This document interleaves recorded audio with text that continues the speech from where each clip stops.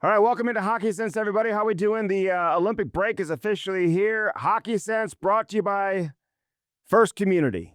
Do your banking, do it the right way with First Community. Find the best banking options you can find only with First Community. They also bring you the Little Blues program. Get your son or daughter signed up for Little Blues and do it today. But if you're looking for home loans, auto loans, bank accounts to help you save up for that family vacation, or the holiday shopping, even for next year. I mean, some people plan that far ahead, or how to handle all the expenses that you spent this past year during the holidays. Talk to a banking professional at First Community and do it today, firstcommunity.com. All right, so here we are. I mean, the Blues lose another one the other night against Dallas, heartbreaking fashion. Don't ask me to explain what's going on between the Blues and the Dallas Stars. I have no idea. I'm trying to figure out the best way to explain what has happened to the St. Louis Blues this season. I mean, honestly, like, where does this rank among the most disappointing seasons in Blues history? Top 5, top 3? Is it the most disappointing? I mean, listen, there's been years where maybe they have worse records. And you could say, well, those seasons were worse. But did they come into those years with the level of expectation that the team had this year? Probably not. High expectations this year. The team certainly hasn't come close to meeting those, individually or as a team. You look at the way they're losing, it's not good any way you look at it. I mean, they lead the league in losses by 3 goals or more. They haven't been good in overtime or in the shootout. I think they're 1-9 in those games. Their record is bad when they score the first goal. No matter how the game goes, they just cannot find a way to get 2 points. If they do score the first goal, or if they have a lead, it just never seems to be safe. So this is where we're at. Let me say this, though. And you got to hear me out on this, because I know Blues fans are all disappointed. Listen, scrap the disappointment here for just 1 second. And just understand where things are at right now. You got a new general manager coming in Alexander Steen. I mean, this could be a dream come true for him if the Blues are able to land a top 2 pick. I mean, listen, based on where they're at right now, they have the second worst record in the NHL. So it's certainly possible that the Blues end up with the first overall pick. Nobody saw that coming this season. And if you want to compete for a Stanley Cup, I mean, you got to have a guy. Every team needs a guy, and the Blues don't have a guy. Edmonton has a guy. Pittsburgh has a guy. Chicago had a guy in Patrick Kane. They had Taves, obviously, but they won 3 Stanley Cups with that whole group. They got a guy now in Connor Bedard that they can build around. San Jose has a guy. Colorado has a couple of them. The Blues need a guy. What's the point of finishing when they're in a wild card position, losing in the first round, drafting near the 20th overall pick, and trying to start over again next year? St. Louis is up against it when it comes to signing free agents. It's just not probable, based on where we are in today's climate and our environment in our country. Free agents, they have a desire of where they want to go. Artemi Panarin, he's the latest example. He had all the leverage with the New York Rangers. He wanted to go to L.A., so they had to trade him to L.A. I know some people are saying, well, that's all they got. They could have gotten something better from somewhere else. He didn't want to go anywhere else, and he held all the cards. And he wanted to sign an extension, and he was able to do that with L.A. Other teams maybe were going to offer up a better extension or better options or a longer extension. But he held all the cards. He wanted to go to L.A., and now he's in L.A. I'm watching Florida and Tampa last night. Matthew Tkachuk, he wanted to go to Florida. He ended up in Florida. Calgary had no choice but to trade him to Florida. If they were going to get anything in return, Matthew Tkachuk held all the cards. He wasn't going to, no team was going to give up everything that they were required to give up without knowing they had him locked up and he was going to sign an extension. He wanted to go to Florida. So you're starting to see where teams and where, I should say, players, where they want to go. They want to sign in Florida. They want to sign in Tampa Bay. They want to sign in L.A. maybe they want to go to an original 6 team. Occasionally, you might see a player who is from Ontario. It's his dream. Maybe he wants to go to Toronto. John Tavares as an example. But for the most part, it's the original 6 teams. It's the warm weather teams. It's the tax-free teams. Although Nashville is a team that they should be a top 3 destination in the NHL for any free agent. Previous ownership, from what I understand, talking to players. I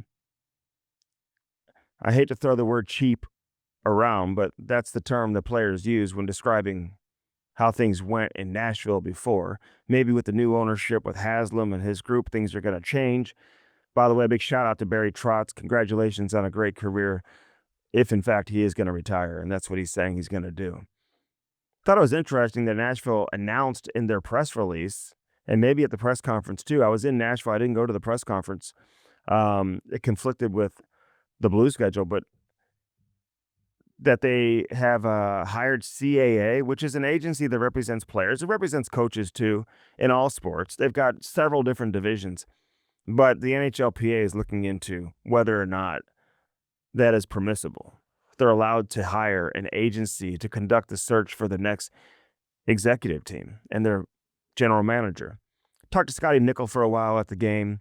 Wish him the best of luck, man. He's going to get an interview, and I hope, he finds a way to make a good enough impression where he is able to land a GM job. But back to the Blues. Their power play hasn't been good. Their PK hasn't been good. They allow the most goals against, I think, in the NHL. If they don't allow the most in the NHL, it's the second most in the NHL. Goaltending's been inconsistent. They've had good stretches where Hofer's been really good. Binnington obviously hasn't been himself. I know people are talking about trading Jordan Binnington.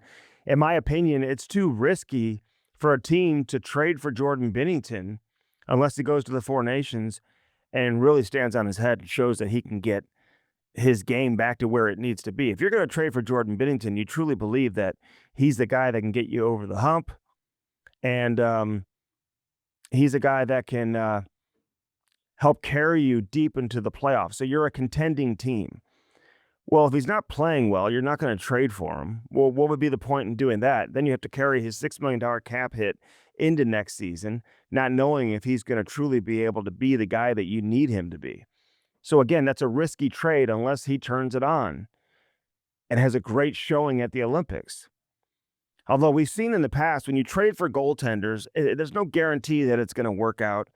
There's adjustments that are required. You're playing with different defensemen. It's just, understanding tendencies, all of that. We saw that with Ryan Miller years ago.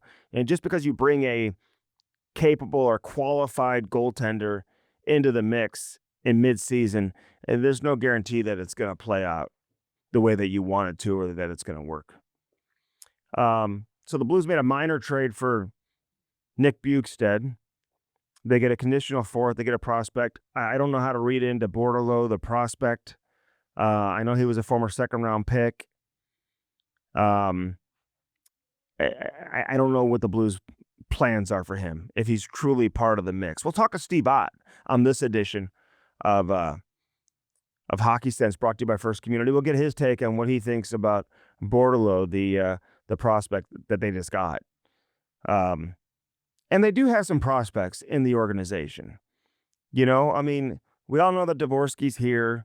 We know that Stenberg is a guy that will be back, and he had to be sent back down, so he was eligible to play in the American League during the break. You've got the Jakob Stansels of the world. You've got the Uri Pekarsiks. These guys are all going to play. And then you get to Adam Urasek, and you get to, Justin Carbonneau. Those are the top 2 prospects in the organization right now. Urasek, I think, is going to be here next year. And he's going to occupy a spot on the right side. And hopefully, right off the bat, show that he can adjust and transition to the National Hockey League and be a productive player. But just think if you're Alexander Steen in the Blues right now, where all of a sudden you can walk into the first overall pick, get this Gavin McKenna. I said you needed a guy. I think he would qualify as being a guy. He's more than a point-per-game player, just turned 18, as a freshman playing college hockey. which if you look at anybody who is playing college hockey who came from the CHL, go look at their numbers playing in the CHL versus their numbers playing at the NCAA level. It's completely different. If Gavin McKenna was playing in the Western Hockey League right now, he'd probably have about 100 points, and everyone would be calling him the next Connor Bedard. So it took a little bit of time for people to warm up to him because he wasn't putting up 3 points a night playing college hockey, and maybe didn't dominate the World Juniors at the level that people wanted him or expected him to, but he still had a very good tournament. You look at the numbers that he put up a lot of points. And so I think he still is the top prospect going. You've got Ivar Stenberg, who's Otto's younger brother. You've got the defenseman from Canada. There's a collection of 3, but I think, and there's other players too. I mean, I've talked to a number of scouts over the course of the last week or so, really starting to dig in now on the upcoming NHL draft, and we'll be doing a lot of coverage on this show of the draft to make sure that you are prepared and you're familiar with the names that are out there. But the way it's being described to me is that it's top 10 heavy, and then it's just okay. There is no McDavid. There is no Crosby. There is no Celebrini at the top of the draft, although I say that with caution. Who knows? Maybe Gavin McKenna is going to end up being that guy. But the Blues need a guy. And so if you're worried about the Blues missing the playoffs right now, 6 months from now, we could be absolutely celebrating the fact that you're getting a franchise talent to walk into the organization when you least expected it, making the organization millions of dollars in,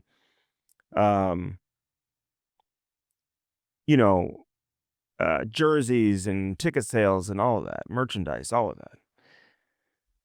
So I think better days are ahead. This is a great wake-up call, I think, for everyone, and to truly step back and see what you have, and next year's going to look really different, I think. And I'm not going to sit here and suggest that Robert Thomas isn't going to be here or Jordan Kyrou isn't going to be here. Kyrou, by the way, is playing incredible hockey right now. I know you don't want to hear that. People refuse to hear that. And trust me, I get the frustration. I don't understand why he can't play this way all the time, the way that he has the last 10 or 11 games, why he can't be that guy consistently. I don't know. But you ask guys like Kyrou and Thomas to basically carry the team and lead the team, and I'm not so sure that's who they are. They're better than complementary players, but are they truly superstars? No, I don't think they're superstars. But they're better than being complementary guys. I think Pavel Buchnevich is a complementary guy. Jake Neighbors is a complementary guy. These guys are all-star caliber players. And if you can get them to play consistently at the level and the effort that you're seeing from Jordan Kyrou right now, you're in pretty good shape. What's the point of moving him? Yeah, I hope you get something better in return. He's making $8 million. He's not making 13, 14, 15 million. But all of a sudden, if you slot him down to where he's a second-line guy versus having to be the best guy on the ice or best player on your team every single night, and I know he's the highest-paid guy and all of that, but highest-paid guy amongst a bunch of guys making $6.5 million and $6 million and $8 million. Nobody's making $9, $10, $11, $12, $13, $14 million on this roster. Jordan Kyrou was drafted in the second round. He wasn't a top 10 pick, wasn't a top 5 pick. But when he's on his game and he's confident, he can look like the best player on the ice. People just get an opinion of players, and they can't change their opinion.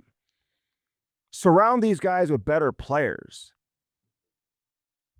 Try to get some guys who can complement Kyrou, complement Thomas, and then all of a sudden I think you'll appreciate them a little more versus having them, be asked to be the best players every single night and carry your team deep into the playoffs and have a deep run.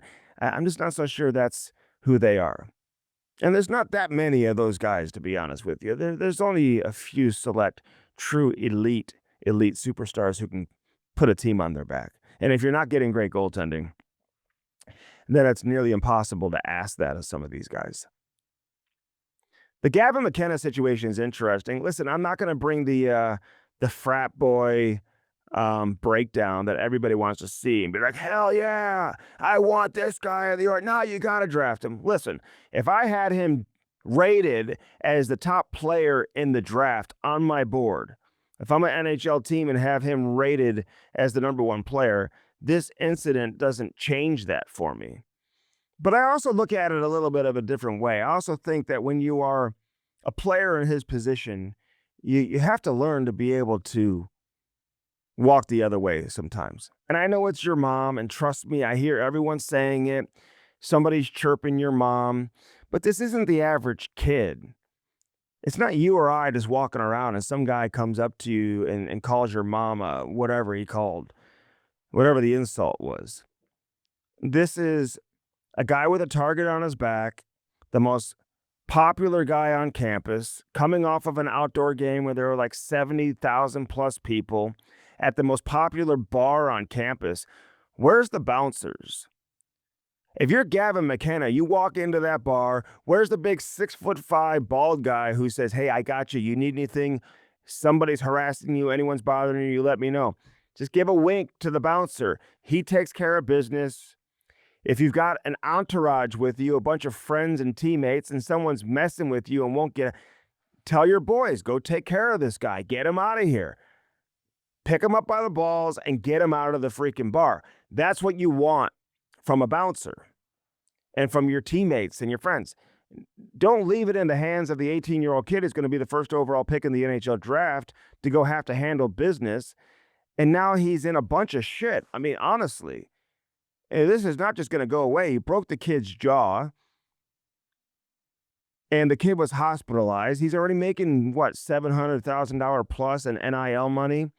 He's about to sign an NHL entry-level deal. He's going to have to pay out of his ass to pay this guy off.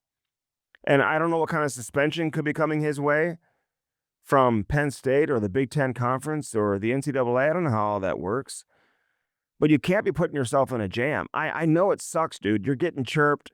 It's easy for me to say just to look the other way. I wasn't there. We haven't seen the video footage as of yet to know exactly what went down. But this kid's going to be getting chirped for the next 20 years playing in the National Hockey League, and you're going to have to find a way to walk away and not put yourself in a jam when you have that much to lose. So, yeah, it doesn't change my opinion of him as a player. I don't change my opinion of him as a person. I don't think he's a bad kid. And I would still draft him first overall, and I wouldn't have any hesitancy to bring him into the organization. But at the same time, like, what are you doing? Like, get your friends, get your boys, get the bouncer, get somebody to handle this guy that's heckling you and saying whatever he's saying to your mom. Don't put yourself in that spot. And that's a tough spot to put yourself in. And now you got to deal with it. Not good if you're Gavin McKenna. I understand everybody's like, hell yeah, this guy's awesome. I get it. And I feel the same way. Like, yeah, I'm glad he knocked the guy out. He's talking shit about his mom. Knock him out. But when you're going to be the first overall pick and you've got everything to lose, and you're going to let some drunk dork from college get under your skin like that, you just got to find a way to have thicker skin, man. You're different. You're not like everyone else. You're different. You're above that kid specifically for sure. And above that situation, you can't put yourself in that type of jam. That's just my 2 cents, man. I don't hold it against him. I'm not going to judge him by it. He made a mistake. A costly one that's going to cost him a lot of money. But I get it. He's chirping his mom. But where's your friends? Where's your teammates? Where's the bouncer that you can have go help take care of business when you need it? So anyway, we'll see what happens now moving forward with everything else with the Blues. Listen, I do trust Doug Armstrong from this particular standpoint. He'll handle this situation the way he feels like he needs to handle it, and hopefully the Blues end up being in a better spot than they are now after we get through the trade deadline. The Braden Shen one is the most difficult one for me. Way more difficult than Robert Thomas or Jordan Kyrou, because we're talking about all-star players with those two guys. And so if you make a deal, something special is coming back the other way. But if you're going to get the first overall pick, you got to have some type of leadership inside the dressing room, some type of culture to pass down. You know what I mean? Like I talked to Jimmy Snugger. We had him on the show last week, and what did he say? He said Braden Shen is the best leader he's ever been around. Like, you got to have these guys around too. And I'll tell you this, Shen's in the best spot here in St. Louis versus going somewhere else. He gets power play time. He plays probably bigger minutes than what he would play if he was on a contending team that maybe had a little more depth in St. Louis.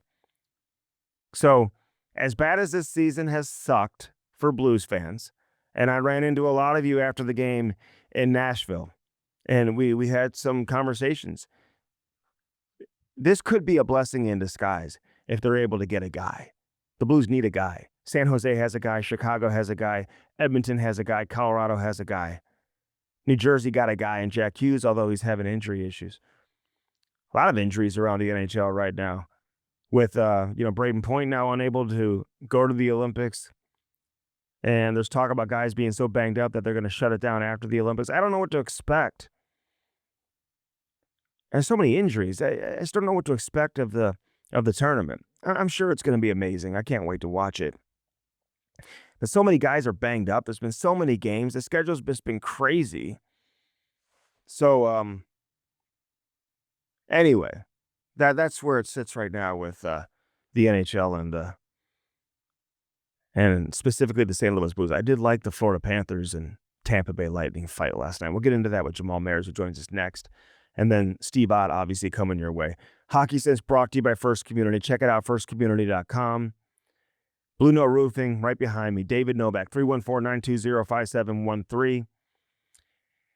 Hail and wind damage, you suffer any of that. Roofing, siding, gutters, soffit, fascia, let him come and give you that free estimate and take care of you. He'll talk pucks with you also.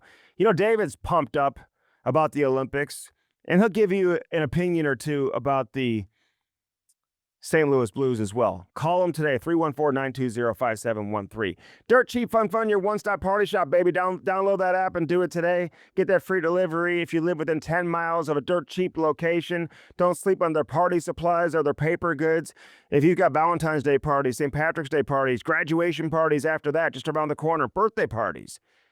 Get that special someone, something nice in terms of how you set up your party, and get it from our friends over there at Dirt Cheap Fun, they're your one-stop party shop. They got everything. Best selection of beer, wine, and booze as well. That walk-in beer cooler is amazing. They've got cigars. Check it out. The Wallace family. Nobody gets it done like the Wallace family. They get it done one dirt cheap at a time. Cheap, fun. Download that app. They've got so many great deals on the app. They call them steals. That's how good they are. Lordo's Diamonds. Get that special someone in your life, something special from Lordo's Diamonds. They got the best selection of engagement rings. Are you popping the question anytime soon? Get that engagement ring from Mike or Jimmy Lordo. You walk in with a $500,000 budget or a $500 budget. Guess what? You're going to get treated exactly the same. These guys give you the best customer service. They're amazing people. They have an amazing business that's been successful for 70 years. And it is successful because they stand on treating people with respect. I'll never go anywhere else to shop for the jewelry that I purchased over the years. They are absolutely incredible. Right there in the heart of Ladue, 314-432-8008 for Lordo's Diamonds. LordosDiamonds.com, baby. All right, let's step aside. And when we come back, Jamal Mayers, lots to get into with Jammer. That's on the other side. Thanks for hanging out. It's Hockey Sense, live from Half Coast Studios. Don't go anywhere. Welcome back. Great to have you. Wasn't there a time, was I in the studio and you were not in the studio? Maybe once. I don't think that ever happened. I don't think you've ever come in here without me. Have you? Yes.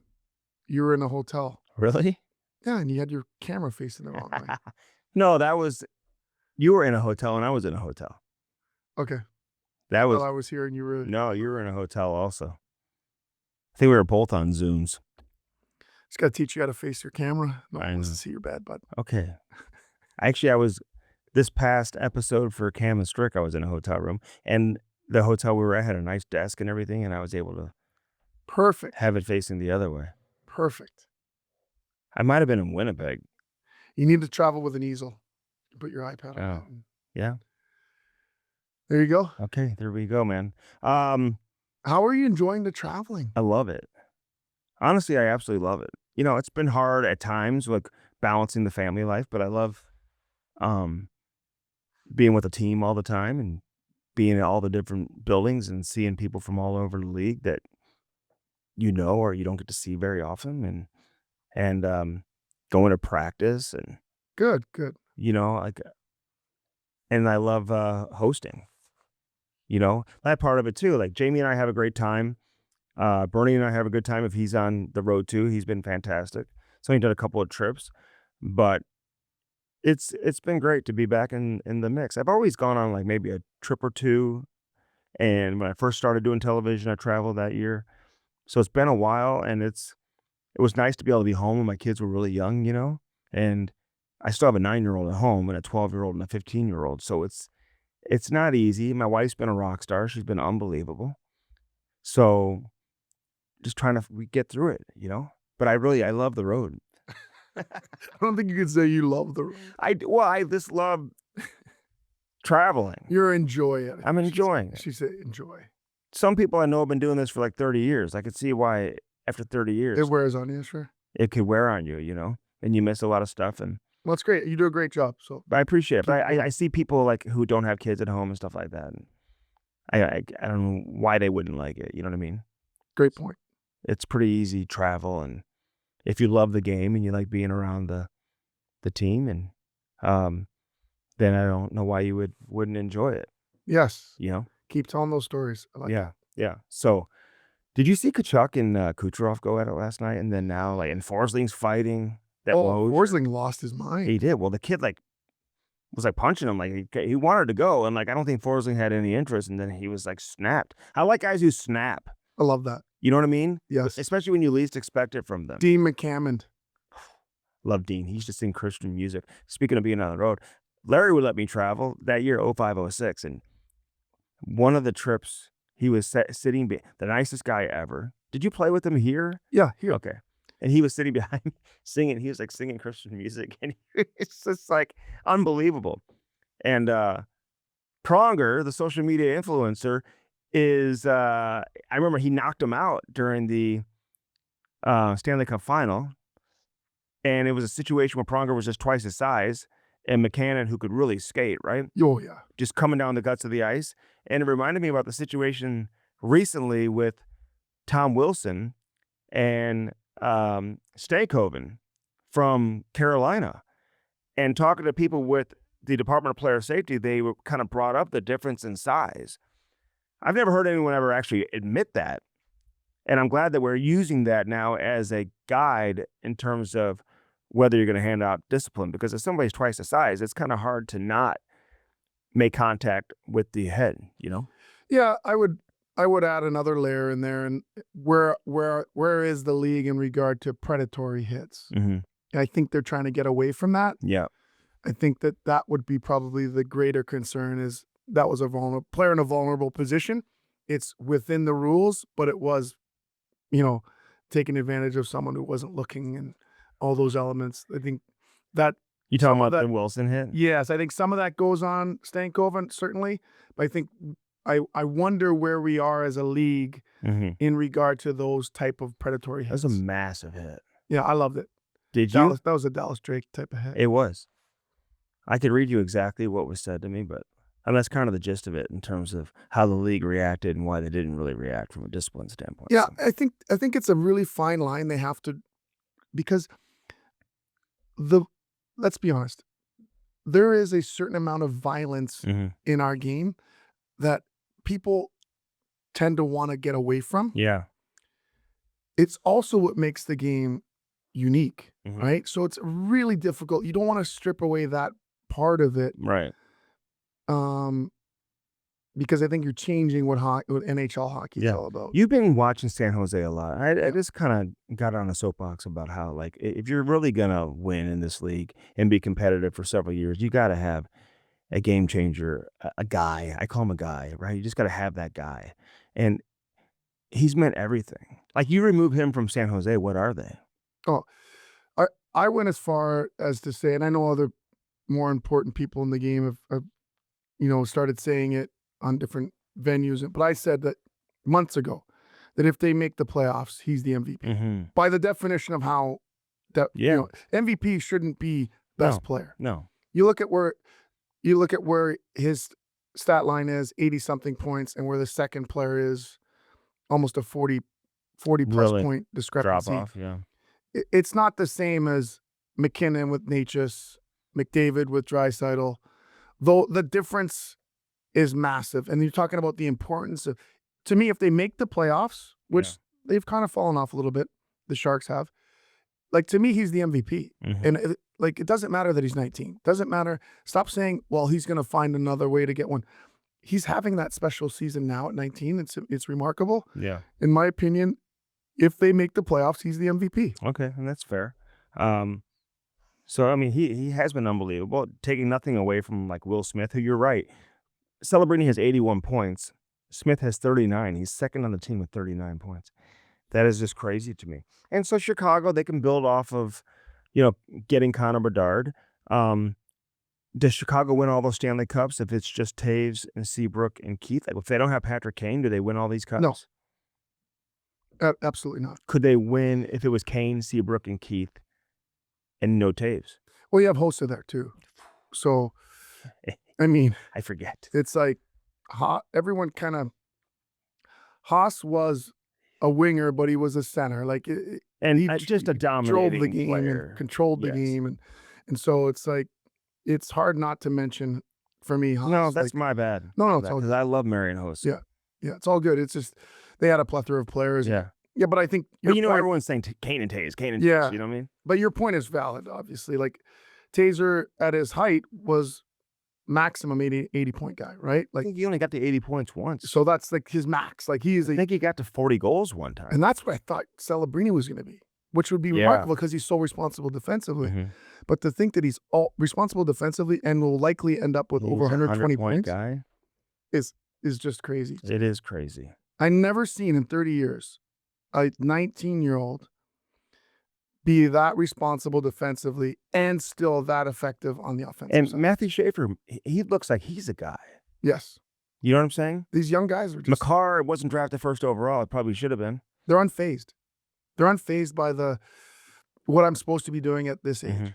What are you expecting at the Olympics? I mean, now Braden Point pulls out. Jack Hughes, you got questions about him with his injury on the USA side. You've had a number of other injuries. You have guys coming back from injury like Matthew Tkachuk, who hadn't played really all year, and he's trying to find his game. Like, Sorelli had to pull out for Canada. You have all these injuries on Sweden of guys who won't be making it over. Like what are we going to see here? Everyone wants Canada-US final, right? I think people are sleeping on Finland. People Who are don't have Barkov. sleeping on Czech. Yeah. Like, and even Sweden for that matter. There's a lot of concerns in my opinion, because I'll tell you right now, I'd want a Canada-US final. Yeah. I just think it would be a shame if it's not. I'm not sure because of all those factors you mentioned, that it's going to change. It could change, Mhm. but that would be the ideal situation. And injuries are a part of it, Yeah. and no one's going to look back and go, "Well, Canada lost because they had so and so hurt." They're going to say USA won gold medal. Yeah, and I hope Jordan Binnington just stands on his head and flips the switch and plays at the level that we've seen from him throughout most of. I have every confidence he will. Me too. And I do too. He's going to feel like he's got the proper type of insulation in front of him. I Mhm. think that the confidence that John Cooper is he's so skilled at empowering his group, and he just brings this confidence, very similar to, in my opinion, how we were in Chicago and how Joel was confidence-wise. Mhm. You feel the confidence. You were at the outdoor game. Did you like Yeah, John Cooper's outfit? And I love it for the game. you do. If I was on the opposite team, I would have not liked it. Like, how that's, I heard because you know what I'm saying? How you are. players were telling me, like, I will say, and I didn't have a huge issue. He's walking off the ice with a cigar and stuff like that. Like, the game should be about the players.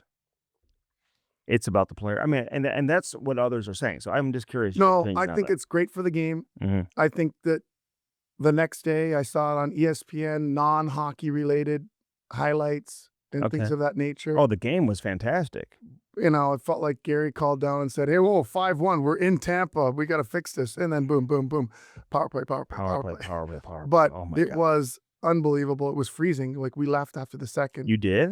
Yeah, I'm with Harper and Natalie, and It was they that were cold? It was freezing. It was like 33 degrees. Wow. And a little bit windy too. So we weren't prepared for that. You're Tampa, you're thinking it's Yeah, right. unbelievable weather, but it was hockey weather. And Okay. but yeah, we got back to the hotel to watch the third period. It was unbelievable, and pretty cool the way it ended, and Yeah. unbelievable, like, just the whole show. Yeah. They did a great job. Okay. So I love it. I like it. I love it. And I've known Coop forever, I man. like it. I like it. And it's him. Yeah. It's 100% him. So I would just loved the parts I miss about playing Mhm. is to not know he wore that. My hope is that he didn't wear it into the room until right before the game. So I hope he had 2 outfits. That's Mhm. you should ask him that, because it would be cool if he came in, did the meeting, power play meeting, And blah, then he blah, blah, showed up wearing and then that. before the game comes Yeah. in, "Hey boys, let's Yeah. go." Like, that would have been pretty cool. Hey, all right, the Gavin McKenna situation. Mhm. I got different ways to look at this, Jamal. I know everyone's kind of be like, "Yeah, this is awesome. I want him." And if I had him rated as the first overall pick, I still probably this would not deter me from taking him first overall. Okay. But I do look at it and I say, you cannot put yourself in that situation when you have everything to lose. Mhm. I know somebody's saying something about your mom, but it's some drunk college student, whatever. Where are your people? Where's your friends? Where's your teammates? You are just coming off of an outdoor game, 70,000 plus. You're the biggest face on campus. You're making over $700,000. You're at the most popular bar. Where's the bar? Where's the bouncer who's taking care of you all night long? And you say, "Hey, Vinny, get this guy out of here." You know what I'm saying? Where's that? Instead, okay, you stand up for your mom. Okay, that's admirable. We get it. But you're not like everybody else. You're different than everybody else. You have way more to lose. Now you just busted this kid's jaw. You're going to have to pay out the ass, obviously, from a legal standpoint to get yourself out of the legal trouble, let alone what you're going to have to pay to this guy to pay him off. It's just not a good situation. I hope it's so I know everyone's celebrating it like, "Hey, this guy," but at the same time, I'm like, whoa, I don't think it's great for Gavin McKenna. No. I agree with you 100%. I think it's unfortunate, first of all, that he didn't have the support around him to anticipate those types interfere. of things to Yeah. happen and get him out of there, and you know, be his personal security. That's just the level, and also you wish that he would have just walked away and Don't let that guy get not under do your that. skin. He's going to be chirped for the next 20 years. Right, It's going to be way worse than that that, part. probably. But where are the teammates? Where are the other people, like, Where's the bouncer? getting him away from all of The that? people that work there. You're like, that guy should have been kicked out and gone, and it's a learning experience for him. You have to remember he just turned 18. Oh, yeah. Young 100%. guy. It's going to cost him a lot of money. Hopefully he has umbrella insurance. What's umbrella insurance? It's like a layer of protection so that if someone were to fall at your house, you got Oh, really? extra insurance. So this would qualify as umbrella insurance? Yes. So If you knock he gets- somebody out and yeah, break their jaw? Yes. So, um, So I'm not labeling him or painting him with a brush like he's a bad kid. I'm not saying that at all. no, I think that circumstances, as I think the people will come to find out, is he was actually outside the bar and they continued out there. The guy kept going on and on and on. And apparently there's video of it. So I think But we haven't seen the video yet, no, correct? but I think that no, we have not. But I think that what's going to end up happening is the legal stuff will go away. Mm-hmm. He will have to pay, and it will go away, but cost him a lot of money. What do you think? Millions? No, he doesn't have millions. Okay.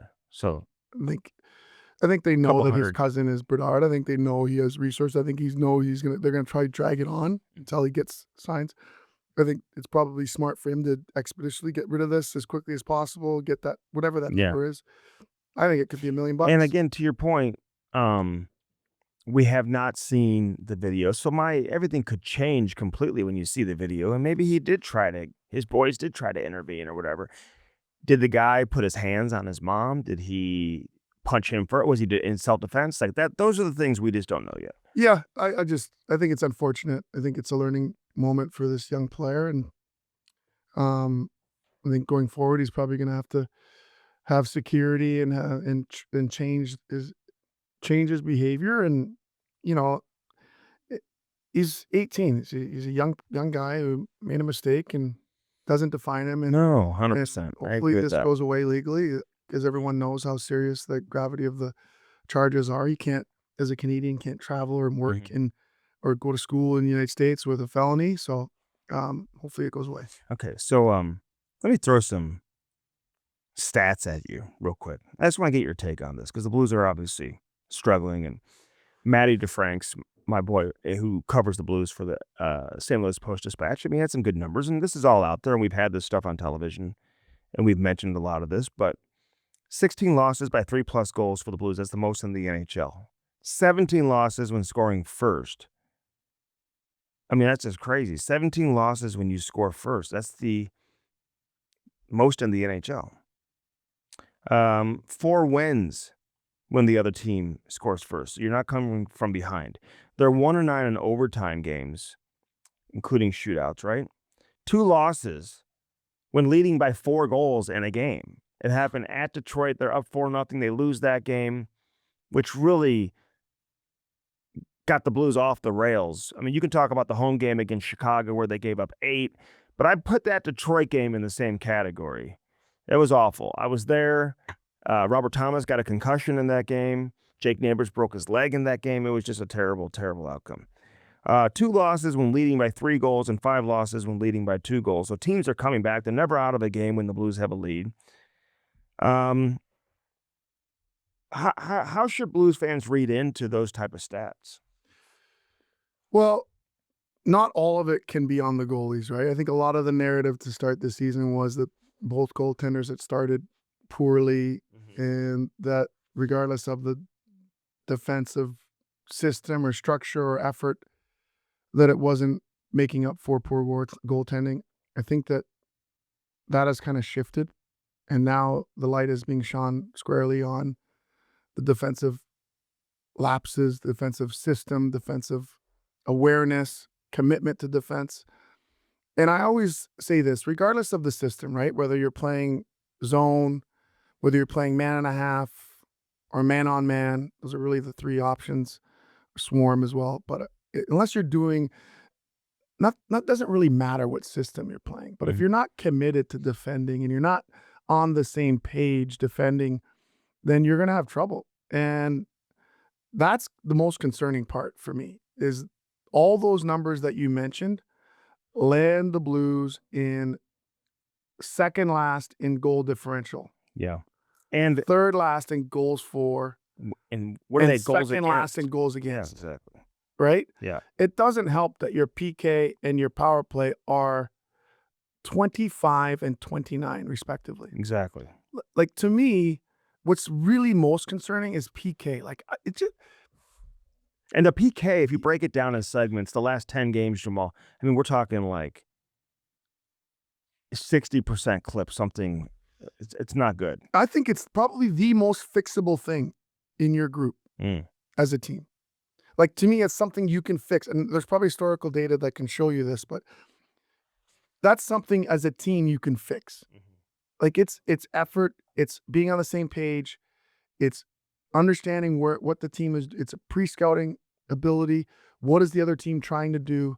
How are we going to stop it? What are we willing to give them in combination with your goaltenders and allowing shots from certain areas?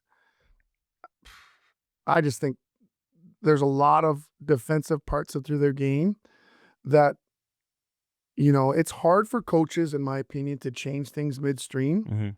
But when the data tells you what it is, I think you have to change. Yeah, and I like what they have from a youth standpoint. I mean, I think you can build around guys like Dvorsky and Snuggerud and Neighbors and Otto Stenberg and Urasek and Justin Carbonneau when he gets here and all these guys that they have.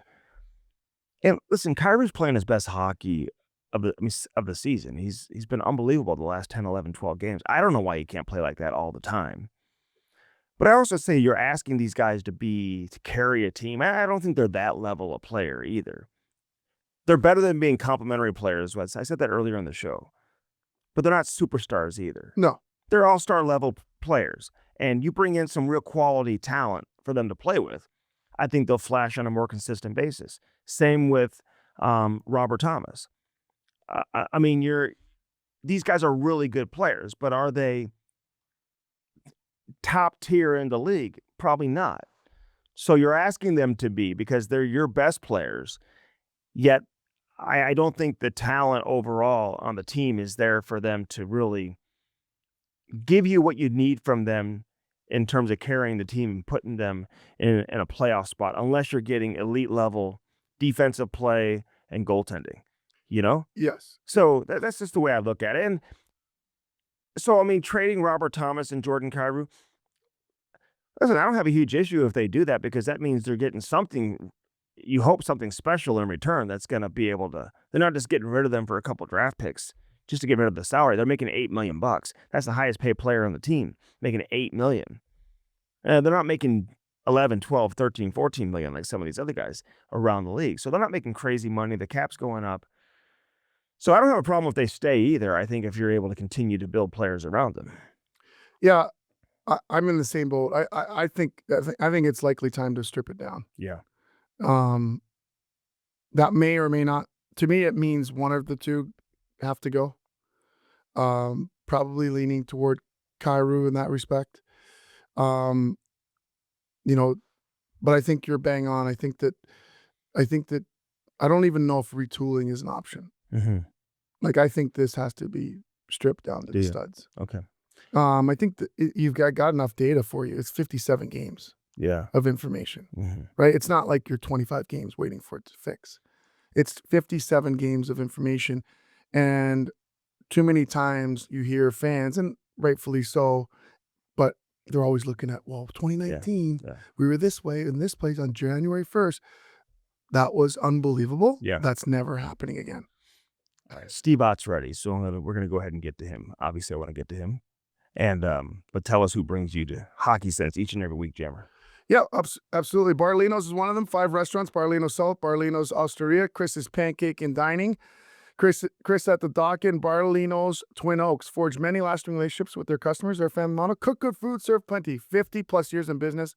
Only 2 places to dine: at home or at one of Barlino's family of restaurants. And Dobbs Tires and Auto Centers, baby. Oh yeah, you know them, especially with that snowstorm coming around. I hope you got in there, got your tires fixed, got your rims fixed from bumping into things that happens time and time again. But locally owned, family owned, great people will take care of you, and they'll diagnose your car. Doesn't matter what it is, not just tires. Every type of issue you're having with your vehicle, Dobbs is trusted. They're honest. They'll get you in, up, fixed, and out the same day. Go to Dobbs.com for more. And then Spas and More. Local spa dealer with 2 locations, Sunset Hills, Missouri, and Overland Park.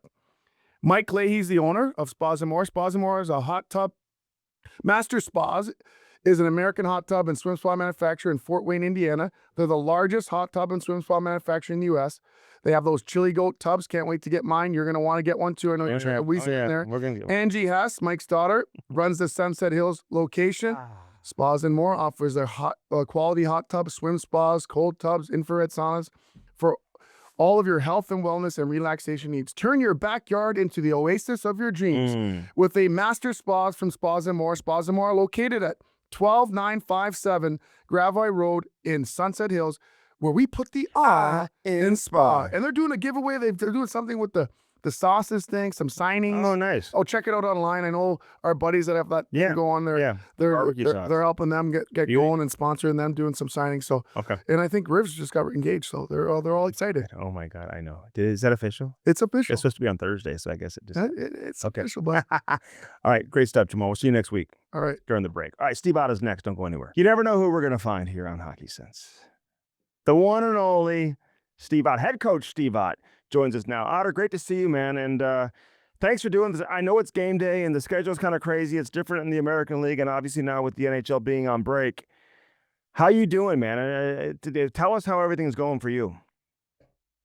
Thanks, Tricky. First of all, things are going well. It's a great opportunity to obviously see our top end prospects and a lot of our prospects down here, kind of implement your own system, get to know all the trainers, the coaching staff, all those things in the last couple of weeks. It's gone well.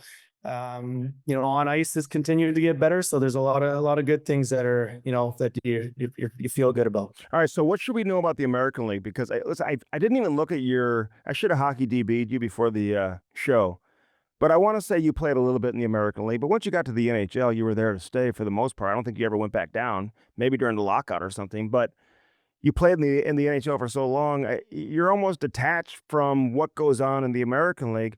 I've talked to other guys like that. Like when Scott Mellenby retired and all of a sudden he started working, like he had never seen an American League game. But then you come to appreciate that level as well. So, well, what should we know about the American League, and what have you learned about the league after being so far removed from it for so many years? Well, you're right. I mean, it's been 20 plus years at least. I think it was the lockout year was the last time I was in there, after playing a couple years in the NHL, just being in my third year of the entry level. So you had to go down to the minors that year. In a little bit different scenario, that division, it was actually a lot of flying. I remember Edmonton and St. John's, there was areas where we had to fly to in our division.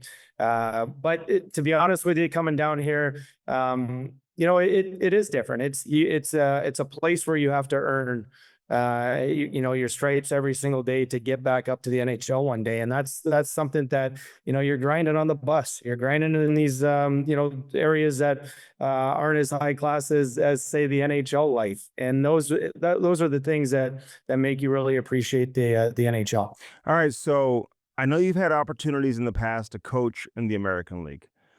What was different about this one? And do you feel like the timing is right for where you and your family are today versus maybe when some of those other opportunities presented themselves in the past?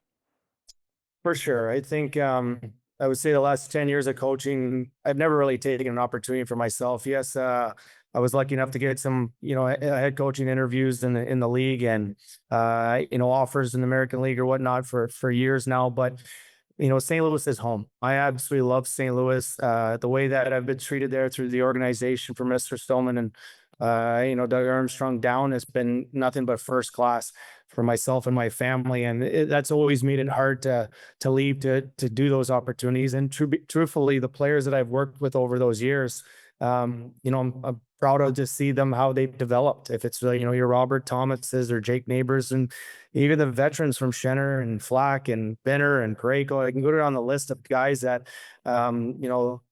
you put so much work into that it makes it tough to leave. But at the same time, I think the timing was right. We, obviously took this opportunity, personally. And it's an opportunity now. I think my family's ready. Kids are older, areas where again, it's time to grow. So real quick, and then we're going to move on. So the night in Edmonton, like after the game, this caught everybody off guard, right? I mean, including yourself, right? So how was it presented to you, and how long did it take you to make a decision? Well, quickly, we had a tough night in Edmonton that night. I think we lost five Cobb, and on the way back to the hotel that's joined to the rank army, he wanted to have a chat. So he presented this as an option, and I had my head spinning right away. First off, I didn't want to feel like I'm jumping ship or off the ship that we helped build there, and that weighs on your heart right away. I think that you never want to let down your teammates or coaching staff, whatnot, and that's what right away my thoughts went to that. And then I said, Army, I got to talk to my wife and family. Where are they at? I called my wife, and Army and myself were planning to meet for coffee in the morning and give a night on it and just some thoughts, and talked to my wife, and she said, she was right on board. It's a great opportunity. She's like, I'll lock down everything at home. Don't worry about us and the kids for, the next few months at least. And we'll continue as a family to be a team that way. And I ended up calling Army right after that call and said, I won't be able to go to sleep tonight. So, I'm all in, not only, after talking with him, to stay in our organization is what meant the most. I working with Kasky and Otto Stenbergs, and now obviously the other, prospects that are down here right now. I'm in the right organization, and that's the biggest thing for me is the loyalty within is now working for the Blues organization, but down for the Thunderbirds. So I just thought it was an outstanding opportunity for all reasons of that. Yeah, I talked to Matt Luff when he was up here. I mean, he was like up and down. He just kind of had a crazy travel situation when he was here because of the uncertainty with the Blues roster with injuries and whatnot. But I mean, he was so complimentary of you. Like he had a big smile on his face, like just in terms of the impact that you've had on the team already, Otter. So I don't think anybody's surprised to see that. Um, you played so long in the NHL. Like, where do you subscribe to the idea that you got to be a head coach to be a head coach? Because I'm sure some players who go into retirement and be like, I don't need to go down to the American League to coach in the NHL. I've been in the league for 20 years, whatever. I played 1,000 games. But then now when you're running your own bench and you're running your own show and like, it's got to be different for you, right? You're not with the extra guys on the ice afterwards. You're delegating now, right? So do you feel like this experience is truly what you needed if you want to be a head coach in the NHL, which I know you do one day? I do. I think anything in life, I've had to earn everything I've ever had. So I take that mentality when I come down here for this opportunity. And what I absolutely love is the managing of people. You know, you're managing training staff, you're managing your own coaches, and you're right. You're delegating certain scenarios, and that's an area where you don't do as an assistant or associate coach. You know, it's for example, you know, working with Chief and Monty and Vanny and whatnot. Those are the head guy. It's his job to do those. And this is an area where I've had to learn in the last couple of weeks with all that great experience that I've had from these coaches that were mentors to me. It's been pretty seamless. And it's something, again, if I was to do it on my third year, I wouldn't have been nearly as prepared as I am right now. So taking over, those now over all the years of experience, I just think it's the right fit right now, and it's become natural. Yeah. And you're such a popular guy, Otter. I mean, I can only imagine how many people reached out to you. And even people I see around the league that just being at the rink, like it's one of the first questions they ask. I was talking to DJ Smith the other day. He's like, hey, how's Otter doing? It's like everyone's always like, they have you on their mind and obviously so happy for this opportunity for you. So what was it like that first day or the first couple of days? Like how many people were reaching out to you, Otter, especially after you got your first win too? Oh yeah, you know what? Thankful for obviously how many friends and acquaintances you make in our game. It's one big family, is hockey world, and I think you know that from minor hockey all the way up to the big leagues, and countless coaches reaching out to me throughout the league, and excited for yourself for the respect to get this opportunity. And a lot of those guys went through similar situations where they had to if, for example, John Cooper or whatnot, guys that have started in the minors to get to the NHL to have success. And that's the path. Again, it's earned. And, for myself, to have that support backing from minor hockey people, families, friends, all that stuff, it's special because that they want the best interest for you and to have success as well. Yeah. Well, any head coach in the league, I mean, they'd hire you as an assistant, right? So this is the path you probably needed to take. I'm curious from a patient standpoint. You've been in the NHL for so long as a player and a coach. How patient do you have to be with understanding, hey, this guy, he may not see the game or see a play the same way that Ryan O'Reilly might, or Braden Shen might, or a Thomas or a Kyra, one of those guys. And you got to be a little patient because you're coaching guys that, some guys that will never see the National Hockey League. Well, the patience is part of the process, right? But one thing I want to really, talk about right now is coaching the game. A lot of these guys have tremendous skill, but it's, line changes, puck management, supporting pucks, how to close out on defensive side, awareness. So there's so many little aspects of the game, I think, that doesn't get talked about enough, or you expect guys to just know. And they're all learning skills within the game. And that's really here what I really want to focus on with our prospects, and continue to teach even some of the veteran guys that have been here a long time, is how important little details in our game are for you to be able to use your skill level, to use your speed, to be able to get these shot opportunities or scoring chances. Is how does it all kind of build within? So that's a focus of mine right now, is teaching a lot of those small areas of the game. Hey, anything different about the American League versus the NHL in terms of, from a coaching standpoint? Like, can you challenge specific plays? Can you review certain situations? Are high sticking double minors reviewable? Like, I mean, have you had to learn some things in terms of maybe some differences down there versus the National League? Yeah, it is quite different. There is no goalie challenge, so that's one of them. For example, puck got shot out in a 4-3 game over the glass, and all four refs obviously missed it, and it's not a reviewable. And those are offsides, or you can't review offsides. So, and you're dealing with a lot of young referees that are turning, trying to learn and develop as well down here. So you can't, be popping off too much about it, because, they're part of their development as refs as well. So they're trying to continue to get better. So again, it is a true development league. You've kind of seen it change over the years, or things I was aware of, but coming in here is learning those type of rules that, I was unaware of, to be honest with you. But again, it's been seamless. All right. So have you had practice time? Like, are you able to like kind of implement what you want? Like, what's the first thing you felt like you needed to change?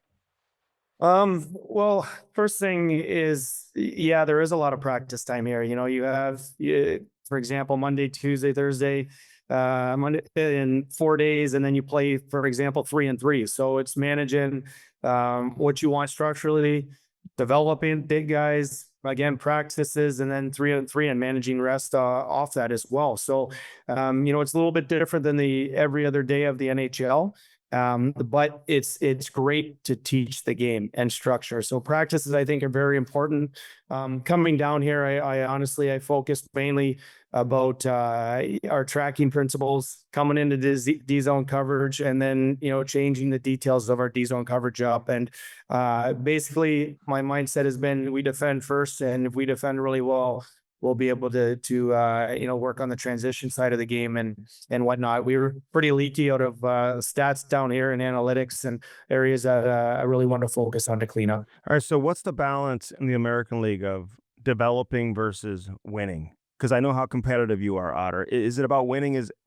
You want to win every game, don't you? But you also want to develop, and you may be having young prospects who the Blues need you to develop, that are going to be here one day.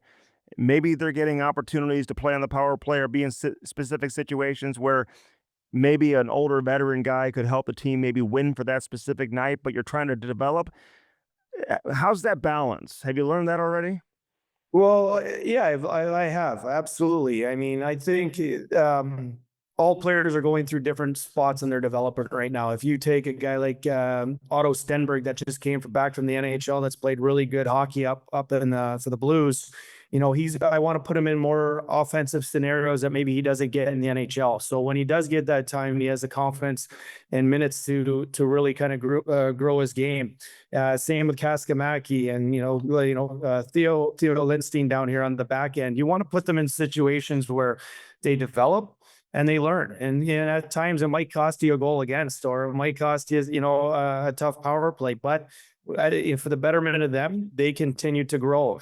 We have other prospects, for example, Pekarsik and Stansfield, that are learning that it's a big step to come over here in their first year, and trying to manage them and get them in important minutes, and also play the game. But also part of their development sometimes is finding their intensity in the game, and they might have to miss a game to get back in, so they never come back out. So depending on where everybody's level is, it's part of the development, and I'm very cognizant of that. I want to serve, obviously, the Blues organization, so that when we get call-ups or there's players that are ready, that they never come back again. So like a stance on Pekarsik specifically, because like both big bodies, when they turn pro, I mean, they had such great careers prior to turning pro. Like, you fully expect them to eventually get here to the National Hockey League. How much should we look at their stats? Like, our stats only tell part of the story, right? When it comes to developing, in terms of, how you need them to play and how they have to play to get to the next level. Oh, absolutely. Stats are tricky down here, because it's, the veterans that take up some ice time and play in scenarios. So it's helping fitting them in, and it's a hard league. This is not an easy league down here. It's very competitive. It's hard to play against hockey. Very physical down here as well. So that adjustment for a young player is going to take some time, no matter their size. But it's learning how to use their size down here. How are they going to be effective? How does it translate to a pro hockey game from some of the the juniors or whatnot? So again, there's a lot. It's the constant teaching and the development process. yes, is far more probably the most important thing in my eyes. But there's a way to do it where you can have winning success by having strong structural hockey and predictability within it, so that way these guys continue to grow, and your veterans are again that are down here have the opportunity and they feel utilized as well. So it's a constant battle with it all, but it's fun to figure all that out. And there's rules in place, veteran rules of how many you can dress or whatnot, and what you need that the buy-in from the vets to help these young players develop and grow as well, as they were in that scenario one day as well. All right, so Stancil, Pekarsik, Michael Bushinger. I mean, these guys. I mean, you mentioned Kaskimaki, but we've seen him in the NHL in Stenberg. Are you able to establish a relationship with these guys during NHL training camp? I mean, they've all played some preseason games, or are you just kind of doing that now, or do you feel like you've already had a head start on that? I think I've had a head start, to be honest with you. I kind of treat all the guys in training camp like they're NHL. And it's at the end of the day, if they end up sticking or they go back down, I want them to feel that they've been served or helped or whatnot in their own areas of the game. And to be honest with you, it's part of my respect level. I think anybody that gets to be a pro hockey player, it takes a heck of a grind, and it starts with a lot of hours on that ice. And my mindset is you're always constantly serving. So with saying that, when you come down and in this scenario, walking into that dressing room, seeing the familiarity of all the faces, and knowing a lot of the guys I've already worked with in the past, it was pretty seamless. Did Bushinger? Did he have a penalty shot the other night? Did I read that right? He did. He buried. So nice one for sure. And he's taken leaps of his game for the last 6. I've been very impressed with him. And another one is Quentin Burns. He only had one AHL game prior to coming. I could see his intensity within practice, and high end character kid. And he's played the last 6, and he's a physical Blues type defenseman. So there's another one that's developing here as well. Yeah, I like hearing that. Both OHL guys, and Quentin Burns, like, he fights. Like he's had some injuries where maybe he didn't participate in prospect camp and stuff like that down here a couple of times. So we haven't seen him a ton, but he was one of the final cuts for the World Junior team, I believe. Like, I mean, this guy brings a lot to the table. I like hearing that. I feel like he'd be your type of guy too, Otter. You know what I mean? Yes, he's hard to play against, and he's only going to fill out. And he's mean. Again, yeah, he was a captain in junior, and you can see his leadership qualities for a 20-year-old, and that's pretty impressive to say. Again, though, his development is a daily, ongoing process. Yeah. What about a guy like Dylan Peterson, Pekarsik, Stancil? Those guys. I know we mentioned those guys, but do you like what you're seeing from them? Like, they have a long way to go, or do you feel like, hey, listen, these guys are on the right path? I think they're all on the right path. Petey's another great example. You're right. He's a head down north hard hockey player and goes to the hard areas. And you think of a guy like we developed with Torpachenko. He plays a similar game to that where he's a power forward, and those power forwards make your lineup bigger. He's tough. He's into the hard areas, like I said. And, there's areas of the game, the wall work that he's continuing to get better on, that will help one day hopefully translate. And those are the type of, the blue collar players that take a big step, and they're a big part of your pro lineup every single night as well. All right, last thing. And Stenberg and Kaskimaki, like, what are your assistant coach telling you that they're bringing to the table now after their NHL call-up? Because obviously you weren't in the American League watching them play every day, but you saw them in the NHL. And I'm just curious if they're playing with a completely different level of confidence after being up here. Well, to be honest, I wanted to form my own opinions. I didn't want to, ask guys prior to being here. I just didn't think that's a fair assessment to kind of go off other people's opinions on certain players. So I wanted to almost have a fresh start for every guy. Having a good season or not. We're building something, and I wanted to form them my own opinions. What really shocking is not shocking. I didn't know that it was high end is Kaskimaki's playmaking ability. He's got some high end deception passes that I didn't get to see in the NHL level, just simply because he wasn't ready to have that opportunity every single night, or not put in that scenario every single night. And down here, he's in this scenario where he can show more of an offensive side, and to see his deception off his passing, his work ethic, and 200-foot game playing, 18, 19 minutes a night. You see a really strong pro. All right, I love hearing that. Anybody that you really weren't familiar with at all that maybe is like, hey, this is somebody to pay attention to? And most of the names we know, we've kind of gone over a bunch of them. I just wonder if Yeah, I'm not forgetting somebody. yeah, I would say, the Pekkas, the Gangs, the Luffs. I mean, I worked with all these guys over the years. Rosen, another one down here.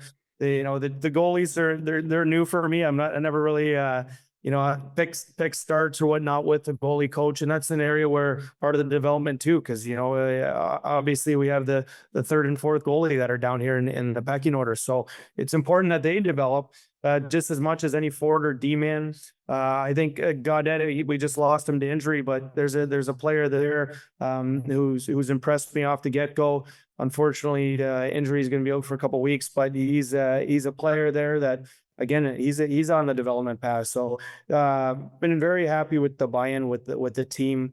We're trying to transition into hopefully a playoff team by the end of this all, but in doing so, we want to be, very process driven where we continue to take steps. And so far out of the gate, we're 500, 3-3. Yeah. I've really liked how we played. We had one game, I think we lost 1-0 and outshot them 40-20 or so, and had, countless scoring opportunities. It just was one of those games that we didn't get a break. So there's areas that I absolutely love to see this structure. But again, we have to take a step as a team to be on the right side of victory. Well, I can see it because, I mean, just looking at the scores prior to you getting there, I mean, and the goals against that you guys were giving up, you're losing games right now 1-0, like low scoring games. So, defensively, is that the first thing you focus on, is trying to take care of business in your own end as a head coach? Is that the first order of business you try to correct? That was, and that's the detail to the transition the other way is something we got to build here after the All-Star break and put a lot of time and effort in that. Defensive structure continues to tighten up every single day. The guys have been detailed. And again, they have the awareness now of, our relentless game. If we want to play aggressively north, that what's important is making sure we're defending properly as well. So it's constantly selling the right things to do out there, and trying to play winning hockey versus hoping losing hockey. All right, I love it. So no Olympic break, but you guys what? You guys play 3-3s? Like how does it work? I mean, is it always 3-3s, or sometimes it's not? Like you had a Wednesday game this week, which doesn't always happen. Yeah, we're on the road right now. We have Rochester tonight. We go and have an afternoon game against Toronto tomorrow. Then we have an all-star break down here for about 4 days, and we have 2 road games in Iowa. Then the back end of the schedule, a ton of home games, and we have 1 3-3 left at the second week, end of the season, second last week. So 3-3s are tough. That's a grind for any athlete. Staying sharp and focused and playing when you're tired. Fortunately, I've only had one so far here. They whacked out a lot of them early on in the season. All right, keep doing your thing, man. And we're all pulling for you down here. And hopefully we can do this again, Otter. A couple times throughout the course of the year. I know people love hearing from the prospects, and it's great to have a familiar name and somebody who's so connected to St. Louis now as the head coach down there as well. So all the best to you, man. I'm so happy for you. Well, for sure, Stricky. I appreciate all the support. And again, to be in our organization, the St. Louis Blues family is extremely important to myself and my family as well. All right. Good luck tonight. Go get a win. You bet. Thanks, man. All right. Thanks, Otter. All right. So that was Steve Ott. Great conversation. Hope you enjoyed that. And listen, I really am happy for him because I do believe that this guy's going to be a head coach in the NHL. And this is the best path for him to get there. Sometimes it takes some time for you to really, truly understand that. And plus, all the experience that he's gotten the last 9 years as an assistant coach down here, I think has helped prepare him to be a head coach.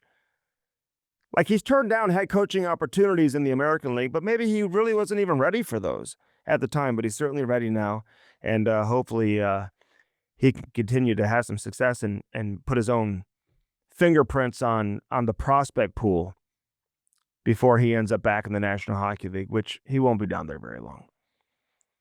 But great opportunity. And listen, I applaud Doug Armstrong, too, for saying, hey, listen, giving your guy the opportunity. I know some people looked at it like it's a demotion because they see NHL, they see American Hockey League, but I never looked at it like that. I think this is a great opportunity for him, and I think it's like an investment. You're making an investment towards your future if you want to be a coach. I always use the example of John Cooper. I know we talked about it on the Cam and Strick podcast, but I remember having a conversation with him years ago when he was coaching Tier 2 here in St. Louis, Tier 2 Junior A with the St. Louis Bandits, and he had an opportunity to go coach Tier 1 in the USHL. But you get really comfortable being in a big city like this. He had a lot of relationships with a number of people with the NHL team, and it's hard to walk away from that. But if you want to be a coach, then you got to go coach, and you got to continue to move up the ladder.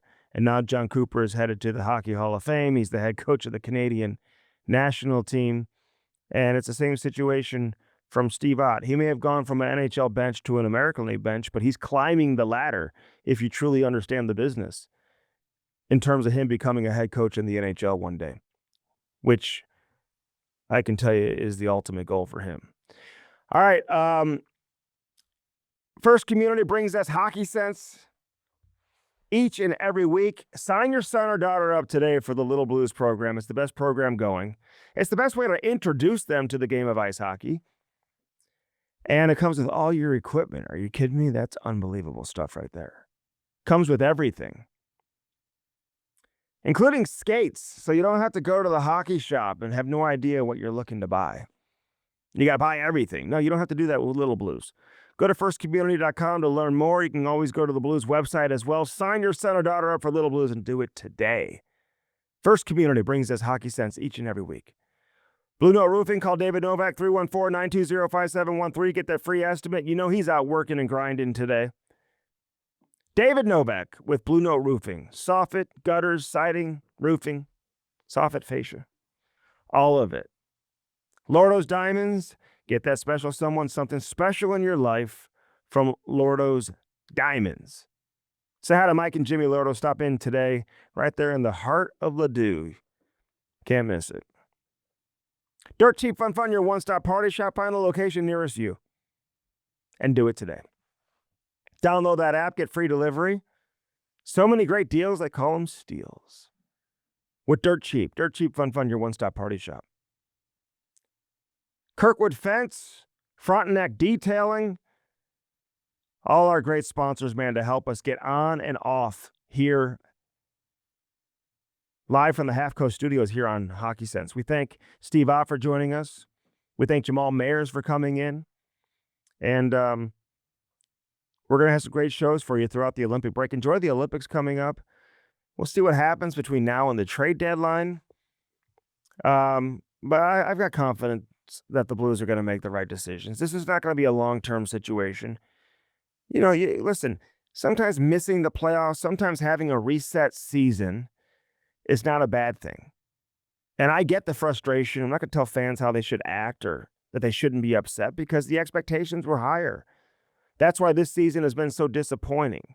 And you look at it from a historical standpoint, you're not going to find too many more seasons in Blues history that are more disappointing than this one because the expectations were high based off of how the team finished last year. New coach, and nothing had really changed. Yeah, some bodies come in and out, but for the most part, it was the same roster. They've dealt with some injuries, but this season obviously hasn't gone the way that you wanted. The good news is you have the opportunity to bring in a really high-end, talented player into the organization. And I don't think anybody saw that coming when you entered the year. I thought this was going to be a season where the Blues are competing for a top 3 spot in the division, not just to make the playoffs. But could you imagine if you add a Gavin McKenna to the St. Louis Blues? Or an Ivar Stenberg to the St. Louis Blues? I'm just saying. It's very possible. What would you rather have?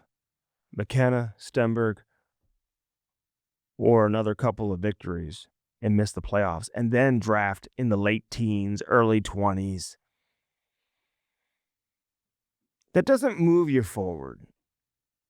So the short-term pain can lead to long-term gain. And this isn't a situation like Detroit, who had to miss the playoffs for years and years and years before they got competitive. Buffalo, 15 years, finally figuring it out. San Jose, all those bad teams after having so many great teams. For a lot of similarities between San Jose with all those great teams they had and the Blues. The difference is the Blues got over the hump. Although San Jose made it to a Stanley Cup final, they just couldn't win it. But the Blues got a cup. And they sustained greatness and success for so long. Now you got to take a step back. Look at the Florida Panthers. All these teams. Now, the Blues have an opportunity to go get a guy. San Jose, they went out and got a guy. Chicago went out and got a guy. Colorado has a couple of guys. Buffalo has a guy.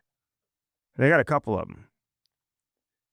Tage Thompson's got 30 goals. But, Rasmus Dahlin, they got him first overall. And obviously, they got Owen Powers first overall too. But Dahlin is a special player. They moved on from a lot of guys. But they were so bad for so long. I hate to even use Buffalo as a comparison because you don't ever want to beat Buffalo. There's no excuse for missing the playoffs 15 years in a row. That's embarrassing. But Colorado got a guy. Edmonton got a guy. Although Edmonton had 4 first overall picks, that's embarrassing too. I hate to even talk about some of these other organizations, man. But you know what I'm saying? You got to have a superstar. Pittsburgh got a superstar. They got a couple superstars. Pittsburgh drafted Crosby first overall, Malkin second overall, Marc-Andre Fleury third overall. It's like crazy. So we'll see what happens between now and the middle of April, and then where the Blues are drafting, and then you get into the draft lottery. Could you imagine the excitement if the Blues had the first overall pick, headed to Buffalo for the NHL draft? I'm just saying. This has been Hockey Sense, brought to you by First Community. For Aiden, everybody here at Half Coast Studios, Jamal Mayers, Steve Ott, I'm Andy Strickland, reminding you to keep your head up and your stick on the ice. We'll do it again next Friday, every Friday, right here on Hockey Sense. Have a great weekend, St. Louis.